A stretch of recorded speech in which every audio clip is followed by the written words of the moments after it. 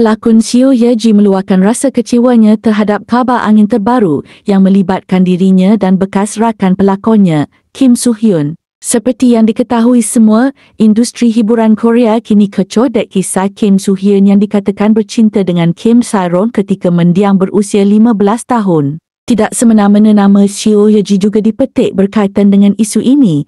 Hal ini kerana terdapat khabar angin mengatakan bahawa dia juga dianiaya oleh staf agensi Gold Medalist semasa masih di bawah kontrak mereka.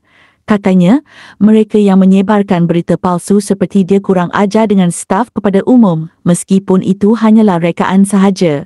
Seo Ye Ji dilihat memuat naik entry di laman kafe miliknya dan secara tak langsung mengulas mengenai isu itu. Sebagai manusia, saya tidak dapat menahan perasaan terlalu terbeban, letih, sedih dan terhimpit. Saya cuba untuk menahan dan terus menahannya. Tapi sebelum saya sedar, saya sudah menaik balasan kepada komen-komen dan kemudian cepat-cepat memadamkannya. Tolonglah, berhenti. Saya bersumpah, saya tidak ada hubungan peribadi dengan orang itu atau abangnya. Saya tidak tahu kenapa saya perlu jelaskan semua ini. Pelakon itu kemudian mendedahkan satu komen daripada Instagramnya yang bertanya, "Uni, adakah Kim Soo Hyun curang dengan Kim Sa-ron bersama awak ketika dia dalam hubungan yang mengawal itu? Jangan kecewakan kami lagi.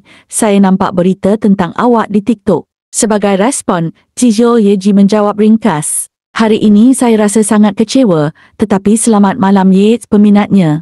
Jadi kepada netizen sekalian, janganlah lagi kaitkan Seo Ye Ji dengan skandal Kim Soo Hyun dan Kim Sa-ron.